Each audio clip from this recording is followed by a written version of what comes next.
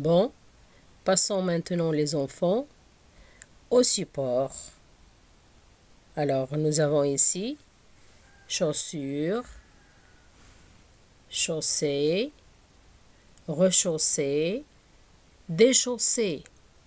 Alors, regardons la nature du premier mot, chaussure.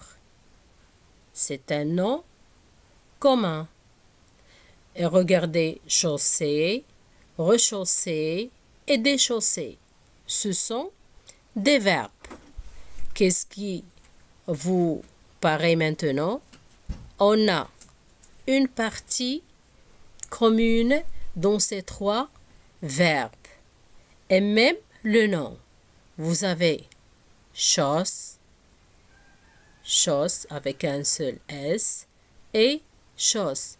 Et même ici le nom, vous avez chausse. Donc une partie commune. Donc ces verbes, on les a formés à partir de ce nom commun. Mais comment? Regardez ici. S-E-R, ici on a re, et S-E-R, ici on a D, et S-E-R. Donc on a ajouté quelque chose à cette partie commune. Regardez cette partie, comme vous voyez, ça n'a pas changé. Donc, comment on l'appelle? C'est le radical. C'est le radical qui ne change pas, c'est la partie fixe. Et cette partie-là, on la trouve même dans ce nom. Donc, on a formé des verbes à partir de ce nom commun. Chaussure, chaussée, rechaussée et déchaussée. Passons. Alors, avant de passer au deuxième nom, on va voir qu'est-ce qu'on a ajouté. Alors, on a déjà vu que ce qu'on ajoute au radical, après le radical, comment on l'appelle? Est-ce qu'on ajoute avant le radical? Comment on l'appelle? Allez les enfants, vous vous rappelez? C'est une leçon du vocabulaire qu'on a vu. Donc, ce qu'on ajoute au radical à la fin, c'est un suffixe. Très bien. On a ici le même suffixe. Et ici, on a re et on a des. Donc, ce qu'on ajoute avant le radical, c'est un préfixe. Donc, regardez, pour former des verbes à partir d'un nom commun, on ajoute un suffixe à la fin ou bien après le radical. Et on peut même ajouter des préfixes et on peut former plusieurs verbes à partir d'un seul nom. Comme vous voyez ici, nous avons chaussée, rechaussée, déchaussée. Donc à l'aide des suffixes et des préfixes, je peux former des verbes à partir d'un nom commun. Très bien. Passons au deuxième nom. On a sécheresse. Sécheresse. On a regardé la partie qui est écrite en rouge. C'est le radical. C'est le radical. Donc, on a formé le nom sécher, assécher, dessécher. C'est clair? Alors, regardez la partie ici, c'est sèche. C'est le radical. Sécheresse, c'est le nom. Sécher, verbe. Assécher, verbe. Dessécher, un autre verbe. Pour le troisième nom commun, nous avons mon. C'est un nom commun. Regardez, on a le même radical. Mon, mon, mon. Et on a ajouté le suffixe ER, ER, ER. Et pour former plusieurs verbes, ici on a ajouté ER et on a obtenu le verbe monter.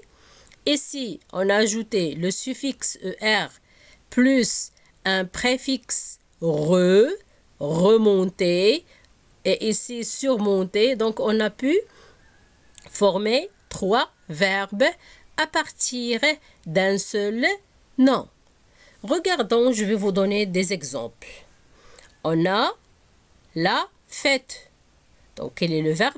C'est fêter. Regardez ici. Fête, fêter.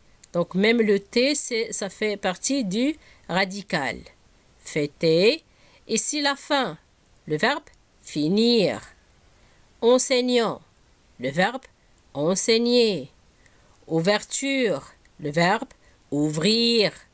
Fermeture, fermer. Et saut, sauter. Et il y en a plusieurs d'autres noms qu'on peut former des verbes.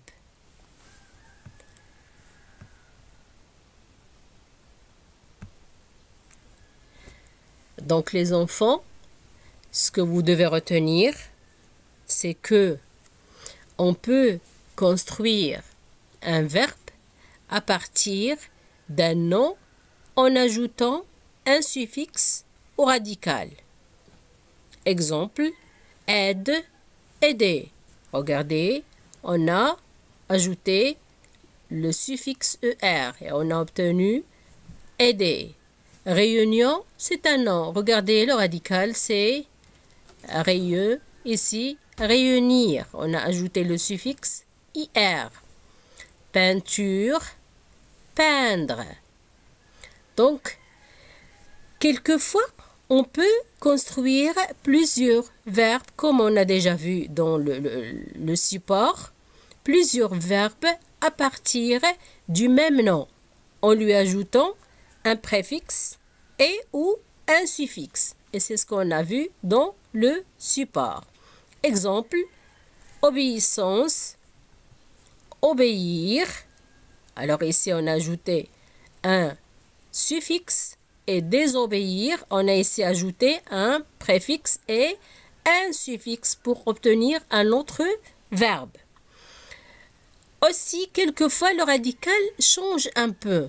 Ce n'est pas toujours le même, mais quelquefois, on trouve que le radical du nom, comme vous avez ici dans l'exemple, le radical du nom change lorsqu'on veut former un autre verbe. Ici, on a chaleur.